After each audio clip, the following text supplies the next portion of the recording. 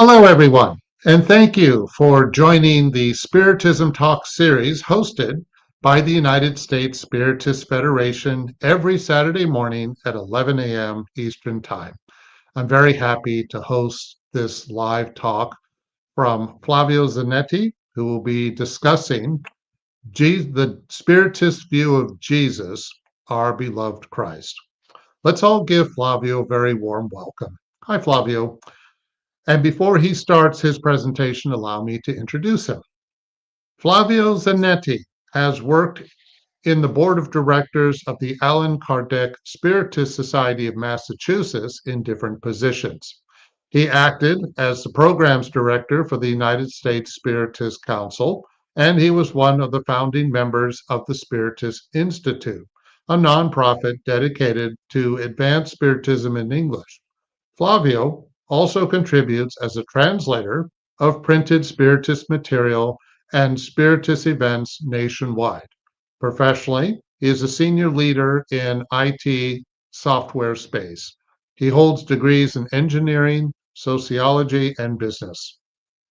So please take this opportunity to send your questions during this presentation using the chat window. Flavio has reserved time to address your comments and questions once he finishes his presentation. Flavio, it's all yours. Thank you, Peter and folks, for the invitation once again. It's a great pleasure to be here with our esteemed friends one more time to share some thoughts, to share some of our studies that we have put together to really go over this important topic or concept that is Jesus as we Spiritists see him, right? I'd like to ask for some forgiveness, right off the bat, because my video is acting out. I hope that I don't go away in the middle of the presentation. As you see, my face is a little flickery, and I apologize. There's a lot of light behind me, and this is not the best setting, but this is what we got for today, and this is what we're gonna make do. So, hope that's okay with everyone, right? Before we start, once again, thanks for the invitation. I'd like to also thank our benevolent spirits, our guardian angels, for all of the blessings we have received. We also like to thank them for allowing us to be here today, this morning, or for those of you who will be listening to us or watching us later, whatever time you watched us. So we thank our spirits, we thank our guardian angels, and we ask them to really bring peace to our hearts. We ask them that they may really bring all the enlightenment that we need in order for us to make sense of these, few minutes that we have together to better understand or to better comprehend the figure of Jesus, our Christ. So I think, yes, thank you, Peter, for putting the slide deck in place there. I don't know if I changed the slide or you changed the slide, Peter. I think I do, right? Yes, I do. Thank you. No worries. So, all right, let's start. So when you look at Jesus, the most number of biographies are about him. His life truly divided the world as we live, before him and after him. There's so much content. There's so much information. There's so many publications that talk about him. However, why is it so difficult to understand his true life?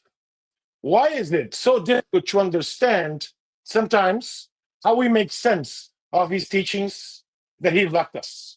So he's left us. So this is what we're trying to do.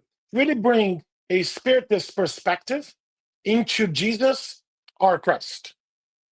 So for us to start, I'm going to ask you to maybe do a little review or maybe some comprehension from the word Christ. Christ is not a last name like Zanetti or Smith or Jones or Hayes, right?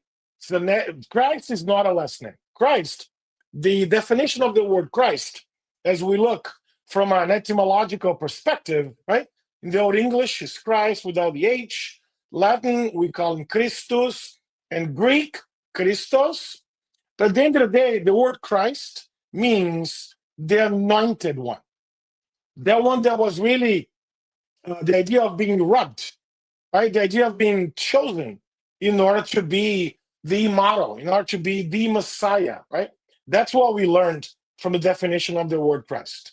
Yes, the idea of being anointed, it's an ancient ritual that some kings, some significant kings were submitted to really justify their role in society back in the days. For us, when we look at the word Christ, we understand as being the ideal type of humanity, right?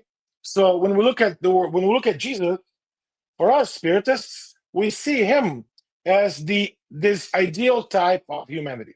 But Flavio, hang on a second. So I grew up learning, or I learned throughout my upbringing, that Christ was a God. Do you see him as a God? Do we spiritists see Christ as a God? Right? No, we don't. And I'll go over this in more detail.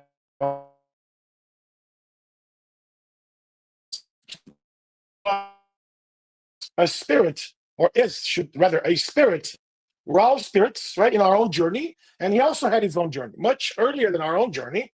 And he's made many much better choices throughout his, upbringing, right, in ancient times than we are making ourselves right now. So when you look at Jesus, yes, while we don't see him as a God, we don't see him as a, superstitious, a supernatural phenomena, right? We see him as like you and I, but with much more evolved spirit, a much more evolved creature, a son of God like we all are. For us to maybe go over some of the concepts that we see, I'd like to bring one of the most prolific mediums of all times here in the United States. Edgar Casey used to say that in order to understand Christ, we need to have something called a Christ pattern. What kind of pattern is he talking about here? What kind of pattern is Edgar Casey suggesting that we should have?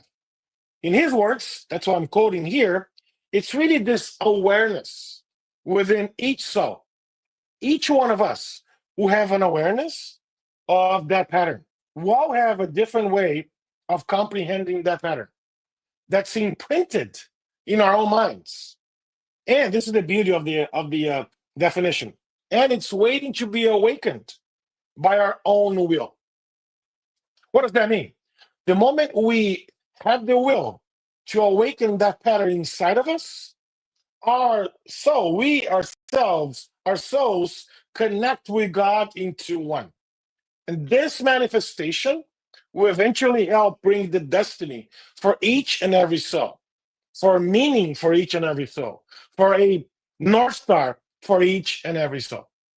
When we look at his idea of a Christ pattern, how does that align with what we learned from Spiritism? Obviously, Edgar Casey was not a Spiritist, even though he studied Kardec's works. His idea of defining this Christ within each one of us is that each one of us is going to have our own journey towards understanding, towards comprehending, towards bringing Christ inside of us. He would even say in a different publication that when you're provided the knowledge of the teachings of Christ, there's two steps that happen. The first step is for us to get knowledge about the gospel, the teaching, his teachings, the gospel, and so forth. The other step is for Christ to live inside each and every one of us. And when that latter happens, we truly become an extension of Christ. We truly become, right? Followers, disciples, apostles, however we want to call it, we truly become students of Christ in our own journeys. That's what Edgar Casey suggests. Okay, great. That's one angle of seeing what Christ is. Let's look from a different angle. When we look at, for example, I'm going to bring one of the most influential psychiatrists of all times, one of the founders of analytical psychology, along with Sigmund Freud. And he's often considered the very first modern psychologist to state that the human psyche is the by nature religious. And he really explored it in depth. Here, he presents us an ideal type of humanity. When I say he, I'm talking about Carl Gustav Jung. When Carl Gustav Jung provided or proposed this ideal type of humanity or humankind, he's truly suggesting that humans, or all of us, we have two sides of the coin, almost like a coin with two sides. And in those two sides, he's suggesting that the concept that we all contribute, we all have within us, the idea of yang and yin, animus and anima. Or, in other words, the masculine and the feminine. And most notoriously defined, right, from a masculine, the initiative, the courage, the objectivity, his readings would tell us. And on the feminine side, the intuition, the capacity of love, the spiritual freedom, and all that. His own concepts were much later corroborated by sociologists that started adopting as well the idea that here, for example, gender is something that's fluid. We all have both masculine and feminine characteristics. It's almost like a pendulum or a spectrum where neither 100% on the left or 100% on the right. We're all in this middle, that we have characteristics of both animus and animus. Okay, Flavio, that's great. That's, Carl Gustav Jung. Yes, that's him right there on the picture. And one thing that we all, most of us have in common is that, our hair is actually going out. So we can resemble a little bit to Carl Gustav Jung there. That's what we try to do. Anyways, when you look at this concept, what about Jesus? If we're looking, or if we're suggesting to say that Jesus was this ideal, type of humanity, can we say that Jesus had both animus and anima? Do we have records that suggest such? Let me start with, I'm going to quote John here, chapter 2, verse 13 to 25, right? Where it was almost time for Pesha or Passover, and then Jesus went to Jerusalem. Then when he entered some of those temples, he found some people selling sheep and cattle and animals. They were sitting on the tables, exchanging money, and they were really making the temple almost like a marketplace, almost like a fish market, right? Very noisy, very tumultuous, and so forth. And then, according to the tradition, he made a very loud sound, and then he said to those folks that were there, "Get these things out of here. Stop turning my father's house into a market." And then when we look at that, that really resonates with what we learned from Carl Gustav Jung, the animus, right? The initiative. He took the initiative to go there and say, get out of here. This is not the place for you guys to do this. Right? You had the courage, the initiative, the objectivity to really be assertive and ask those folks and demand those folks to leave the temple because they were not doing what the temple was supposed to be doing, right? So that's one idea. And then he really exemplified the idea of animus, very, demanding objectivity and all that. So he did that, and then they all left because of his moral, upbringing, his moral stature. They all felt compelled to leave, and they left the table. Here's the picture highlighting or showcasing the folks trying to sell merchandise, leaving the temple. Okay, that's one angle. What about the other angle? What about the idea of anima? Anima here, when we look, right, is according to Luke chapter 18, verses 15 and between 15 and 17. The scriptures talk about Jesus when they all brought babies for him to look at them, right, for him to bless them, and so forth. So when the disciples saw that, they rebuked them. They rebuked them. Said, "What's going on?" And then Jesus said, "No. Hang on a second. This is the famous message comes in. Let the children come to me, and do not hinder them, for the kingdom of God belongs to these little ones, to these little guys." Right? So he was really telling us that anyone, he's really giving us the idea that anyone, in order to receive the kingdom of God, has to really behave like a child. But not necessarily a child that has no responsibility, has no commitment. No, a child that has this intuition, has this capacity to love, has this spiritual wisdom, right? To really put us, and look for from things in a different perspective. That's not so much so compromised by all the years and years of living, right, in this earth. That a child is it's a lot more pure than a lot of us are. That's exactly the message that Jesus was teaching us when he asked uh, for everybody to bring the children to him. So when we look at that, here's two examples of Jesus behaving in a very much so animus way, masculine, objective, courageous, with a lot of initiative, as well as in the anima, feminine way, with bringing intuition, showing the value of loving, showing really the ability to highlight or to showcase spiritual wisdom and so forth. So when we look at this, great, but what about what we learn from Spiritism proper? So Christ is the ideal type of humanity, right? As Allan Kardec received the message from the spirits, the ideal type of humanity is truly this good person. Is that one that really complies with the laws of justice, love, and charity in their highest degree of purity. Notice, folks, laws of justice, love, and charity in their highest degree of purity. Not just charitable here, within my own church, within my own temple, not charitable within my own community only, within my own city only. No, not just loving some or those that love us. No, not only having justice or praying or pledging justice for a few and not for all. We have to really behave under the laws of justice, love, and charity in the highest degree of purity. What does that mean? That means we got to be really charitable to everyone.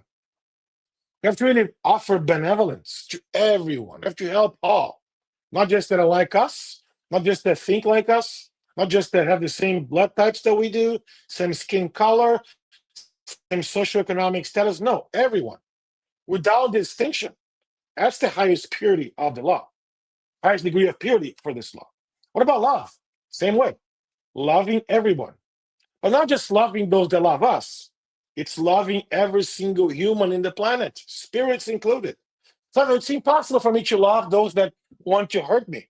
That is correct. It's impossible for us to love. But we also learn in the gospel, according to Spiritism, as a picture on the slides, that loving those that don't love us, don't like us, it's not the same as loving those that who love us.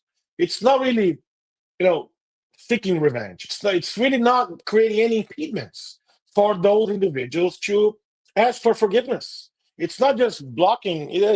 It's okay. You don't have to love me, but I'm not going to hate you instead.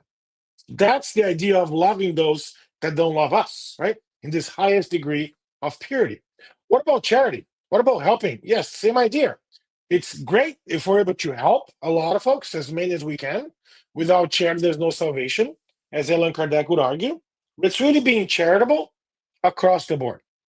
Being charitable, not only in our communities, yes, we have to, but beyond our community, beyond our communities, beyond those that are close to us, beyond those that are right spending time with us. That's the idea. So this is the ideal type of humanity that we all should strive to be like. That's what we learn through Spiritism. But there's a few folks today that's great, but Jesus is different. I mean, he had all those characteristics because he was in a different setting. He was in a different family. He was in a different time, epoch in time. And some folks start talking about there's even few folks that argue that Jesus was not made of flesh, was made of spiritual body only, right? So without prejudging anything on the nature of Christ, we should consider him as nothing other than a superior spirit, one belonging to the highest order. So what the spirits tell Kardec here is that we should look at him as a much more advanced spirit or soul, right, than all of us. That's why we should look up to them. In the same analogy, when we grow up or when we start growing up, children, let's use the analogy of children, who do we look up to?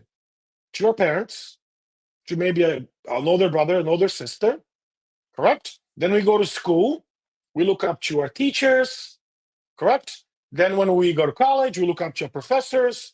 Then we find our jobs, and then we look up to our bosses, our supervisors, or people that know a lot more than we do. We always have someone to look up to that has walked in our own shoes, that has done what we're doing, that has really more knowledge, more, is more evolved than we are. That's exactly what we should look, at Jesus for. A much more evolved spirit that we all should be looking up to. That's what we learned from Spiritism. So to really finalize or to conclude the idea that he was not God himself, but rather an ambassador of God, a divine Messiah. That's the difference that we and some other Christian traditions, we Spiritists and some other Christian traditions have on the concept of Christ. Following through, he was a man. He, made of flesh, bones, and he had, teeth and toes and everything like we do, right? Have the same bodily composition of all of our corporeal beings. That's when we learn. That's what we learn from Spiritism. So his superiority over humans was only of spiritual nature. His spiritual body, or his spirit, which was drawn from the most quintessential portion of Earth's energy. That's the main difference, right? So when we incarnate, right, our spiritual body grabs, concepts or energy from Earth in order to, make up our spiritual body. We learned that in many, many books, different books, Medium's book, Evolution in Two Worlds, they really describe the process of incarnation. When he actually was incarnated, right, the spirits were helping that process take place, the same that helps all of our processes take place when we incarnate. They took away the most quintessential portion of Earth's energy. That's the difference that we see here. That's why he had a lot more control over nature than most of us do right now. What about as a medium? Because one of the attributes that we all have, we're all mediums, one shape or form. Can we say that Jesus was a medium? Did he act as a medium in the healings that he performed? We all know 30 or so situations where Jesus imposed his hands, same thing as we call in Spiritist centers worldwide passes. When he imposed his hands, he cured those who were afflicted, those who were ill. Can we say he acted as a medium? Can he be considered a powerful healing medium? No, because when we look at mediumship overall, it's really being this intermediary, an instrument that discarnate spirits use, right, to giving us the idea, the enlightenment, the intuition, and so forth. Christ, however, as we know, did not need any assistance. He was the one who assisted others. Therefore, we can argue that he really acted by himself in virtue of his own personal power, just as we incarnates we do in certain cases and according to the measure of our own abilities, right?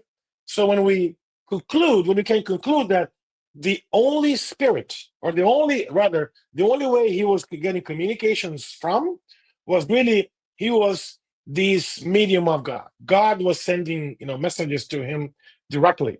That's what we can conclude based on the studies that we have, and that's what's also mentioned in the Spirit's book. Christ was God's really medium.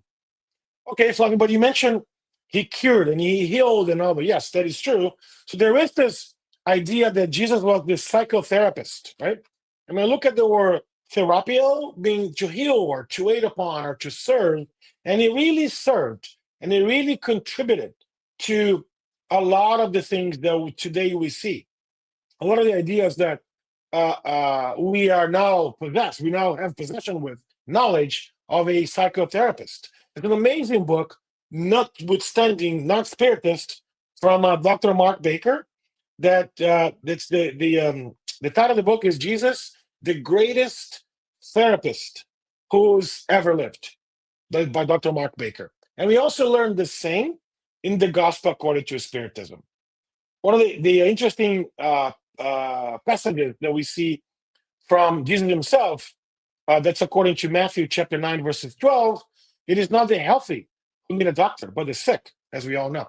So he was there, available. He was there, willing to talk to, willing to heal, willing to cure, willing to serve, willing to be the therapist of anyone that will come and talk to him. When we look at this, right, over maybe 100 years, maybe even more, of modern psychology, and we still haven't improved on some of the principles and lessons taught by this greatest doctor of all of the human soul, so to speak. That's exactly what Dr. Mark Baker argues on his book. Right? In other countries, this book might have different translation titles. This is the one that's here in the United States. Jesus, the Greatest Therapist who ever lived. All right, moving on. When we look at some of those things that we see Jesus, he is always being reborn in philosophy, leadership, and also, sociology, human studies in general. There's a lot of other studies that are now using or leveraging Jesus' teachings. For example, right, the concept of servant leadership, leadership that serves the people, the employees, right? Those who are, that's one of the most, conspicuous. That's one of the most pragmatic types of leadership that we see. And we see that being described or being exemplified by some other leaders out there, modern leaders. But Jesus was the one that really served others. He led through example. He led by serving. There's so many areas of humankind now in sociology, philosophy, leadership that look at Jesus' teachings to really corroborate some of the message moving forward. So when we look at that, he was not only the greatest psychotherapist, he was the greatest philosopher, the greatest leader, right? And so forth. Human studies are showing that for us as we speak. So the perfect model, as we learn, when Allan Kardec asked the very question to the spirits, what is the most perfect example,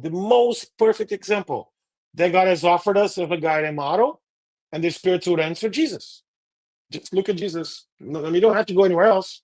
Just look at Jesus, the greatest psychotherapist, the greatest leader, the greatest, brother, the greatest, friend, the greatest everything. When you look at Jesus, he truly is our perfect model and guide. He truly should be our utmost inspiration for our own lives. That's what we see. So, what about his mission? What did he do? What was he here for? Right?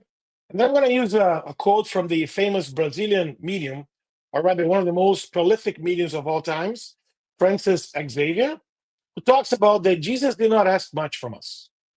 He did not really demand that we climb the Mount Everest, because if he did, 98% of the population wouldn't be able to do it. You and I likely wouldn't be able to do it.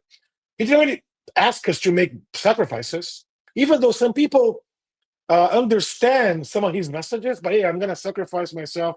While we respect that, we see no value in those activities because he did not ask us to make sacrifices. The only thing that he asked us to do was to love one another, to really be Christ-like for one another, the same way that he loved all of us. That's what he asked us to do. So his role here on earth was not of a moralistic lawgiver or a king or an authority, right? No. But on the contrary, he came here to fulfill some of the prophecies that had been announced, right, before his coming. His authority came really from the amazing, exceptional nature of his own spirit and his divine mission. The moral authority here was really because he led by example. He walked the talk, right? Something that's sort of missed in a lot of places in this day and age. People talk, talk, talk, but they don't walk what they're talking. They don't really exemplify what they're saying. He really came us to teach that true life is to be found here on earth. I mean, this is our life that we have here, but not our true life. The true life, it's really to be found in the kingdom of heaven once we depart. This is just one stepping stone into our true life, which is our spiritual life. He taught us the way to get there. I'm the way, the truth, and the life. He taught us the way for us to reconcile ourselves to God and to really understand what are some of the things that we need to do to progress towards God, to be more Jesus or Christ-like or God-like and so forth. He gave us all the things that we need to fulfill our human destiny as a whole. Not destiny in the concept of everything is destined to happen. No, because we don't believe that. We Spiritists don't believe in that kind of destiny, but a destiny that we're all destined to be happy. We're all destined to really do great things on earth. You and I, we're all destined to do amazing things on earth. We all have our own roles and responsibilities and things that we do in a daily life that if we follow Jesus, we'll be really fulfilling all of our conditions and missions and so forth. So that's what we learn, right, from Jesus and his overall teachings. Okay, Flavio, but how can we really understand Jesus' teachings and life examples? So much has been said. So much has been, given to us. So many different interpretations. So many different translations. There's so many. I mean, the scriptures alone, there are over 1,000 different translations. Yes, thousand. Yeah, how do we truly understand what he gave us, what he told us, what he taught us, rather? So, one thing that I'd like to use is really a passage where he says it's in Mark chapter 12. It's going to come up here. So it's Mark chapter 12, verse 30 and 31st. That it goes along the lines of, we should love our Lord, our God, with all of our heart, with all of our soul, with all of our mind, and with all of our strength. And we should also love our neighbor as ourselves. That's the most beautiful teaching, right? In the Sermon of the Mount that Jesus has left us with. And in that teaching, we can really make sense of everything that he did. For example, he didn't really come to destroy the law. Moses, the first revelation, Jesus continued the revelation, but he used the brush of love, not the brush of, tenacity or, severity and all that. He fulfilled the laws by demonstrating by his own examples and words of wisdom. And then he left us parables, metaphors, so we'll be able to understand them back then and until now, depending on let's use Edgar Casey's analogy, depending on our Christ pattern, depending on how aligned or how connected we are with Christ, how much our intelligence and knowledge are really mirroring or matching what we learn from Christ. When that happens, right, the sky is the limit for us to do all those things that we want to do. So when Jesus left us that teaching, it's really transformational. It was disruptive in a way that, how am I going to love my neighbor? How am I going to really love God, my creator, with all my heart, with all my soul, with all my mind, with all my strength? What does that mean? That means that if I don't exemplify that to one of God's creatures, which is my neighbor, everything else gets, it becomes nonchalant for us. So we really need to look at our neighbors as really someone that we need to love unconditionally, with all of our strength, with all of our mind, with all of our soul, with all of our heart. That's the message that he left us. So what I'd like to say is, between the teaching and the outcome, everything depends on the apprentice. Obviously, we have the teachings, they're there, they're here. We can now, in this day and age, We have access to teachings, all the time, every time. We can pull up our phones.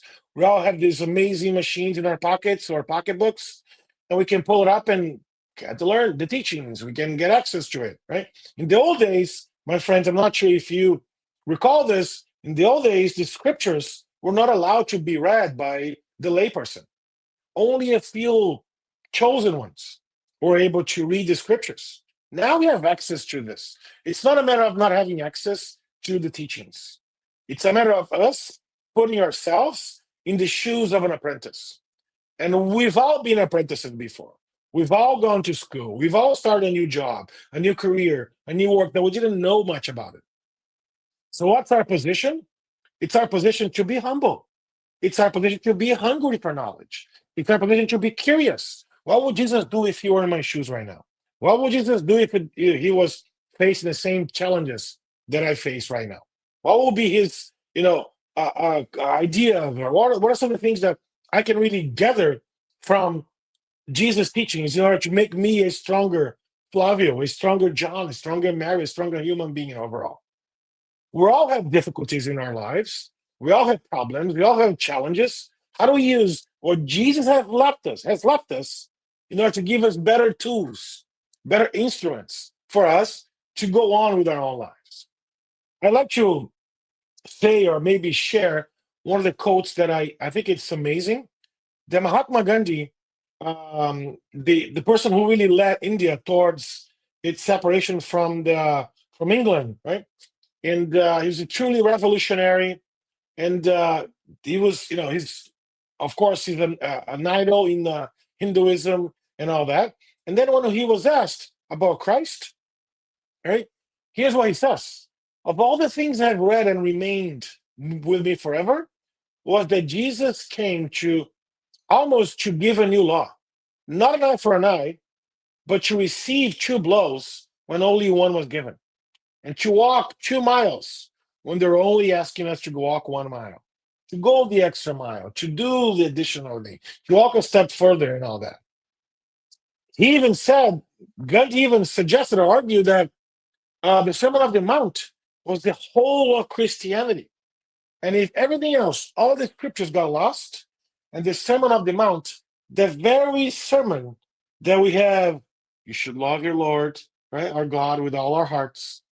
We should, with all our souls, with all our minds, with all our strength, and we should love our neighbor as ourselves.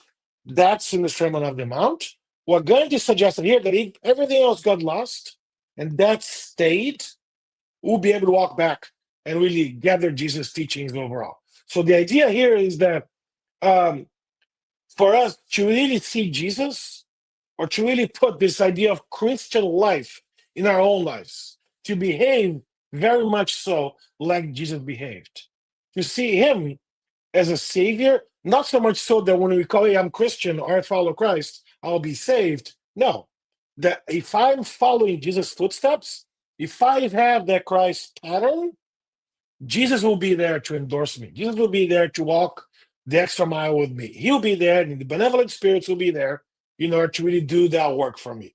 But that's not only Gandhi. There's so many other places that we see. For example, even our brothers and sisters from Islam, right? In Islam, for example, Christ holds a very revered, actually, and a significant place as one of the most honored prophets and messengers of God.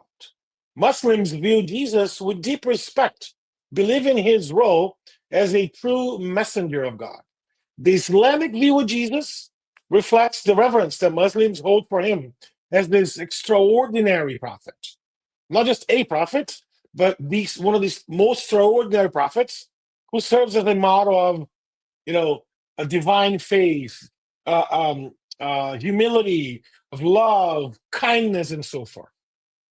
His story, as our brothers and sisters from Islam tell us, is that his story really embodies or emphasizes this God's greatest, and mercy, reinforcing the beliefs that sometimes were lost or were taken away from Christ's pure teachings. My friends, my ask for you here is, it's about time we look at Jesus with a different set of eyes. It's about time that we look at Jesus not as a God, as a mysterious, as a supernatural creature that is so distant from us. No, I invite you all to see Jesus as someone that's right by our side every step of the way, in the most difficult situations, in the most challenging ones, when we need the most help, he's there with us. But also in the most cheerful ones, in the most joyful ones, he's also there with us to celebrate our victories, to celebrate our accomplishments, to celebrate those things that we all accomplish in our lives. So it's someone that's right by our side. Oftentimes, we don't invite him to come by our side because we put him so distant that it's someone unachievable. No, Jesus is our big brother. He cares deeply about all of us. We're all part of the same family, the universal family, as we learn through Spiritism. Even our brothers and sisters from different religions talk about him in very different ways. So when we look at, for example, the idea that Jesus, right? When we look at him, he is absolutely our best model and guide for humanity. To the point that he said, whoever desires to come after me, let him or her deny him or herself, take up his or her cross, the difficulties, the torments, the challenges, and follow him. If we do that, Christ is right here by our side. That's the biggest difference, that we Spiritists see Christ than our fellow brothers and sisters from different Christian beliefs or the follow Christ with different aspects. While we respect the way they interpret Christ, we see him a little different, right? We see him a little differently. We see him as, hey, I need to bring Christ closer to me. Because when I do, if and when I do, I'll have better tools. I'll have better conditions to really overcome my shortcomings, to overcome my difficulties. And as I said before in the beginning, the sky's the limit for us to go out there and do amazing things with our own lives. With that, Peter, I conclude here our part. I want to thank once again all of those folks that were with us here for the last 40 or so minutes. I think we have a few minutes to Q&A, if I'm not mistaken, Peter. I'm Yes. looking forward to it. Okay.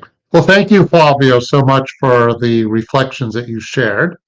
And please stay tuned for the Q&A after we have some announcements. Introduction to Mediumship is a free virtual course for beginners. The U.S. Spiritist Federation is thrilled to invite individuals eager to explore the realm of spirit communications according to Spiritism. Check out the new course at learn.spiritist.us or scan the QR code on the flyer.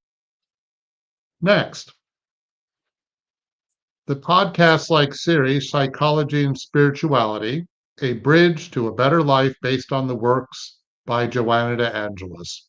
A new episode every Friday at 6 p.m. Eastern Time, available on YouTube and Spotify. We have a new book.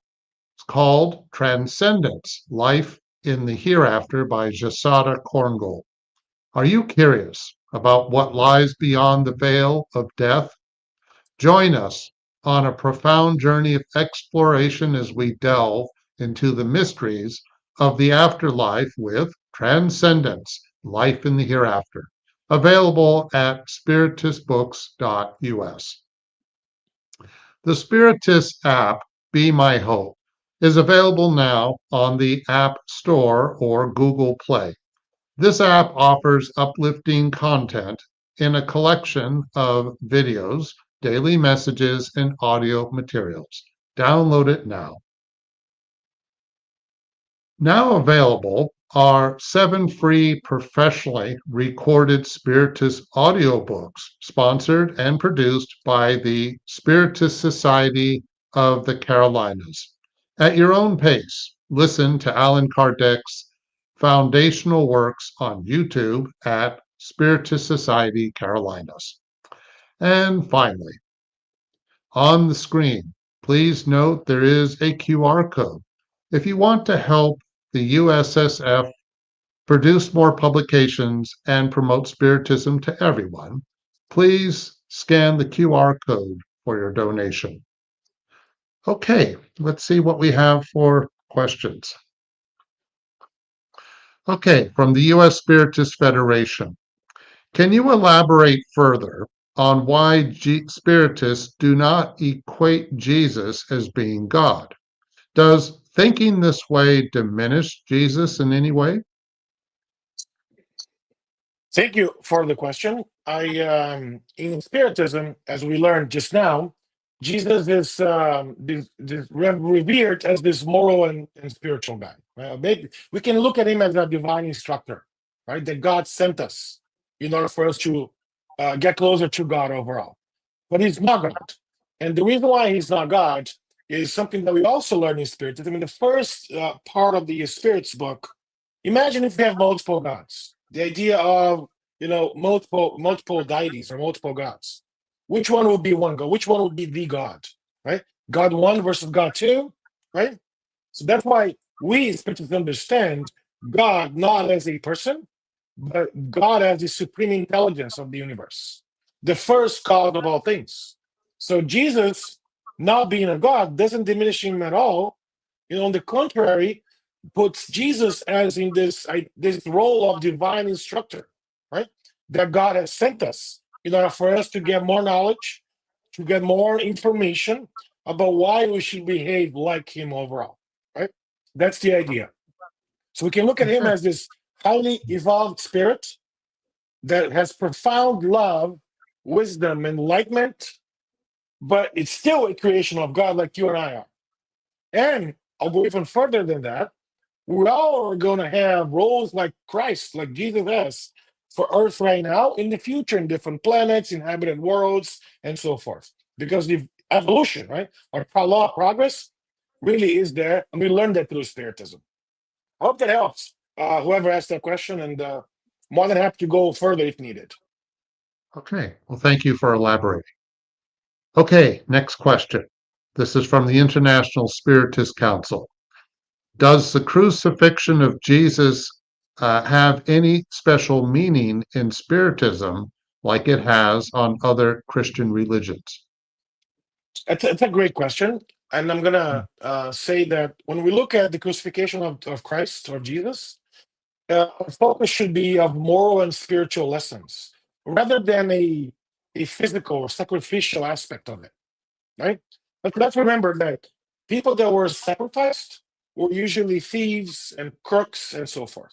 The same day that Jesus was crucified, there was a thief that was crucified alongside him. When we look at Jesus, when we regard Jesus as this highly advanced spirit with the model of moral perfection and all that, whose life teachings offer us a path for spiritual growth and enlightenment, that's when we should see Jesus. Carrying a crucifix on one's chest, while it's a symbol, maybe that helps that individual to connect with Christ. Our connection with Christ should be mentally, should be intellectually, should be in our actions, should be in our thoughts, in our attitudes, rather than a crucifix or a symbol is attached to our bodies. That's why we normally don't wear a crucifix, why we respect our brothers and sisters from different interpretations, they wear that. Our true commitment with Jesus, it's a commitment of truth, of love, of spiritual progression, of seeing him as an inspiration for all of us, rather than the sacrifices that people usually connect the crucifixion with sacrifices, rather. These are good points. Thank you. Okay, let's see what we have next. For a question from the U.S. Spiritist Federation. How do Spiritists understand the meaning of the resurrection of Jesus? So let's look at the resurrection of Jesus. There has a lot of meanings behind it. I wish we had more time to do it, right? So who did he appear to? Wasn't the 12 disciples, right? It was Mary of Magdalene. And there's a lot of things that we can unpack by the resurrection overall. The one thing that we don't believe, we Spiritists don't believe, is that Jesus, right, with his own body, came out of the grave, and really continue living. We don't believe that. The idea that our bodies resurrect from the grave, it's physically impossible, it's scientifically impossible. We don't believe that. The way we look at his resurrection was a spiritual appearance that we see many, many times in the movies from Hollywood. We see spirits appearing to others. That meaning for us really should be looked into a way that, hey, the soul survives. There's the idea that there's a spiritual world, that my body, even though this is the body that you know me wearing this life, it's not going to be my body in the future. But me as a spirit, I will continue living. The immortality of the soul, as we understand, Jesus didn't die with his physical body. His physical body must, surely have died, but he did not die. And his moral teachings, right, his spiritual teachings are still there with us. When we look at the overall resurrection, that's how we interpret that, with a profound symbol of hope, encouraging all of us to continue living in accordance with the spiritual principles of trust, of empathy, of love, care, and everything else that Jesus had taught us when he was here with us on earth. Okay, thank you. Next question. This is from Andre Bevilacqua. How can we find the strength and wisdom to love those who hurt or hate us, especially in a world so marked by polarization and resentment? That's a great question, Andre. I would say, throughout history, and even if you look at our lives, there are some folks that love us, yes, but there are some folks that don't like us. They don't appreciate the way we live our lives. They don't understand how we live our lives. And that's okay, right? That's okay. We don't have to like and understand sometimes how so and so live their own lives. But the ask here is to really be open to different ways of living, right? And if they hurt us, as we learn through Spiritism, it's not because they hate us tremendously, it's because they haven't learned yet. They're immortal, they're ignorant, meaning without knowledge, spirits like we all are. We're all learning through this. We just happen to be in a place that, hey, we did something and it was not appreciated by so and that individual doesn't like us, sometimes even tries to hurt us.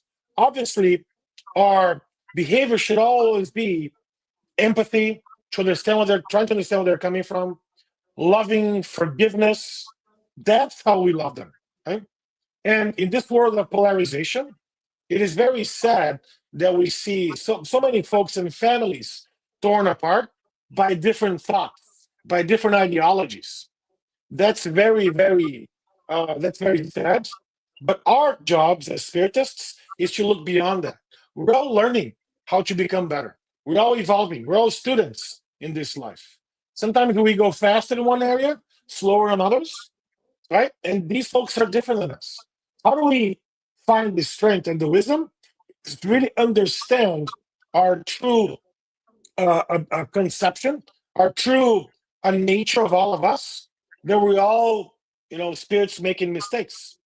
We're all making mistakes, and maybe it's us tomorrow that don't understand and that don't really comprehend how so and so thinks about X, Y, and Z, right? So we have to ask, if we're in that spot, we have to ask for forgiveness. If we're on the receiving end of that spot, we should forgive and we should pray for those individuals, right? We're not going to be loved by everybody. That's not even Jesus was able to do that. He couldn't really please Greeks and Trojans, but he offered love to everyone. Once that individual, this is the important part, once that individual realizes for him or herself, oh, I see, Andrew's actually a cool guy. I like him, I said some wrong things to him and all that. Once the individual realizes that, we'll never put any impediments to reconcile. We'll never create any blocks, for us to be, together again. Because at the end of the day, right, we may go different pathways, but at the end, we're all going to get united, right? So that's the idea here. So that to me gives me the strength and the motivation to forgive, to let go, to Try to not make that, oh my God, my life is torn because my brother or my sister or my yada, yada, yada, doesn't appreciate, doesn't like what I do and what I think and all that, right? Does that mean it's easy? No, it's not easy. Does that mean it's going to be, no, it's not simple, it's not easy. But at least what I learned through Spiritism gives me the strength and the motivation to try harder, to really walk the extra mile, to really love my neighbor, right? The one that's next to me, and with all my heart, with all my soul, with all my mind, with all my strength, because that's what I learned from Jesus. These are good points. Thank you. Next question from the U.S. Spiritist Federation. Does the refusal to accept reincarnation diminish the deeper purpose and consequences of forgiveness, which is essential to the ministry of Jesus? If I understood the question correctly, purpose and consequences of forgiveness. So we all learned through Spiritism that forgiveness is key. There's no progress without forgiveness. My previous question, or the previous question, if somebody hurts us, we have to forgive. There's no other way, because tomorrow there'll be us with wrongdoing against others, and we want to be forgiven. The way we look at, we Spiritists look at reincarnation, is that it gives us additional set of tools in order to practice forgiveness. Because even though you may, I want to forgive everybody, it's impossible. Right? Not at the stage that we are right now. But if I understand through reincarnation that, hey, if I don't forgive that individual, guess what? In a new life, right? I may be stuck with him or her again. So I better forgive him here as opposed to continuing with that, relationship of, challenges with abuse and all that. Notice that forgiveness is not forgetting.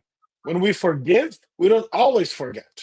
When somebody does something very difficult to us or very harsh, it's impossible to forget. But it's definitely possible to forgive. So when we look at the idea of Christian theology overall, or what we learn from Spiritism, right? Forgiveness is an essential part that really gives us, right? That puts us in a better place, right? To get closer to God, to really transcend our shortcomings. Because eventually, we will need to ask to be forgiven. And that's exactly why Jesus included that part in the Lord's Prayer, right? So that we can forgive people's trespasses, the same way that we ask for forgiveness whenever we ourselves trespass others. So is it essential to understand reincarnation? No. Because at the end of the day, when we go back to the spiritual world, imagine we go back, we pass away, our physical bodies die right now, and we wake up in the spiritual world. Are we going to be asked, hey, Flavio, did you believe in reincarnation? No. Oh, you didn't believe. Oh, is that going to be better or worse for us? We'll be indifferent. What's going to really make a difference is, have we loved one another? Have we forgiven those that were in our path to be forgiven? Have we really put Christ's teachings in our own day-to-day lives? So I don't think it diminishes, right, the ideals or the ministry, as you call it, of Jesus, but it helps us make sense of what Jesus had taught us, or had told us. And by the way, reincarnation is not a new concept. It's been around for 6,000 of years. There's a lot of new authors right now arguing that reincarnation was part of the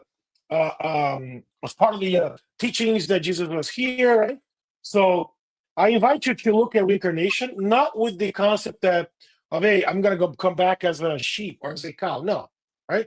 Reincarnation as, I'm going to continue progressing, and one life on Earth alone won't be enough in order for me to make all of the changes, all of the progress that I need to make. So that's my invitation for you guys. And if we're really going to go into history or study, reincarnation was part of the Gospels up to 553 after Christ, when some folks decided that it contradicted with the doctrine of resurrection, and they decided to eliminate that from some of the scriptures. So in the original scriptures, the word reincarnation was there, was present. There's a lot of Bible passages or scriptures passages that talk about reincarnation. Even some parts of Judaism, they believe in reincarnation as well. So whether you believe it or not, to me or to us spiritists, it gives us better, more advanced tools in order to understand, for example, divine justice. I would argue that there's no such thing as divine justice without reincarnation. I would argue that it's impossible to be just, fair, without having multiple opportunities to come back in this world and to live, to atone, to develop, to forgive, to love, to have compassion, to sacrifice ourselves towards the life of others, and so forth. Okay, thank you. We have time for one more question, and this is from the International Spiritist Council. There are some mediums claiming to receive messages directly from Jesus. There are several books and even doctrines based on these direct communications. What is the Spiritist view on these? While I'm not familiar with some of these books, I can really speak. I haven't really read those. Yes, there are some, my understanding, philosophies that argue that they received messages from Jesus himself. While we respect that, I'm going to ask us to look at this the same way that Kardec was asked when he was compiling, the Spiritist codification. Let's look at the content of those messages. Is the content on those messages corroborate with what we learned from Jesus' teachings? Is the content of those messages are really calling, for us to love one another? Is the content of these messages are really calling us, right, to really develop ourselves morally speaking, spiritually speaking? Is the content of those messages really helping us, right, have an understanding what we're doing on earth? What are some of the things that we got to do? What are some of the things that we shouldn't do, right? Let's look at the content of those messages and make an assessment for ourselves if they truly make sense. Because in the same scriptures, in the same understanding, Christ advised us that there will be some false prophets out there. There will be some false, communications, right? So the fact that they're using the name Jesus, right? I'll be really skeptical, because the calling by itself is calling for attention. It's calling for limelight, right? And as we learn, the truly evolved spirits, they couldn't care less if you call them by their names. They have no ego. We have egos. We humans have egos that matter a lot to us, and sometimes our egos they play tricks on us. But the truly evolved spirits, they couldn't care less if you call them John, Mary, Paul, Larry, Stoogie, X, anything, right? They don't really care. So that's my suggestion. Very good. Okay, thank you, Flavio, and thank you everyone who joined us for today's talk. We appreciate everyone who follows our weekly Spiritism Talk series. Next Saturday at 11 a.m. Eastern Time, don't miss our next live with Marco Margalis. The subject is Ask and You Shall Receive, True Stories About Prayers. Flavio, before we close this live, do you mind doing a prayer? Absolutely. Great. Dear friends, let us gather in thoughts. Let us remember the figure of our professor, of our teacher, Jesus, looking at us, sitting right next to us, whatever we may be at this time. First, we'd like to thank dear Jesus for this great opportunity to spend time amongst friends, to really gain a little more knowledge about your life, about your teachings, about your examples, and what should they mean to us. We also thank our guardian angels, our benevolent spirits who are with us every step of the way of our lives. Through thick or thin, through goodness, to some challenges, they're always here with us. We ask that they continue enlightening our minds, They continue bringing peace to our hearts so that we can use the teachings that we all have received this morning in order to better shape our thoughts, our sentiments, our emotions, and most importantly, our actions towards those that live with us or those that interact with us. When we understand Jesus, your true calling, your true mission, we understand that you are our most important teacher. Not the only teacher, but the most important teacher for our lives. And we thank you for all your dedication, for all your commitment to help us continue with in our own paths and in our own journeys towards getting closer and closer to God. We understand, Jesus, that a spark of your love could embrace the world, could embrace earth. And we ask you to at this time use and leverage all of our thoughts, all of our energies, all of our minds to reach to all of those brothers and sisters of ours that are going through some difficult times right now. A spark of your love could really bring peace to earth, and we ask you to really embrace all of us that are here on earth, guided by your advice, by your teachings, however they may be translated to. So we ask once again that you stay with us and bring our prayers to our Heavenly Father and Mother God in gratitude for all the blessings we have received and also the difficulties and so forth, because we truly understand they make us stronger and better spirits overall. With that, we'd like to thank you once again, Jesus. Stay with us forever and ever. So be it.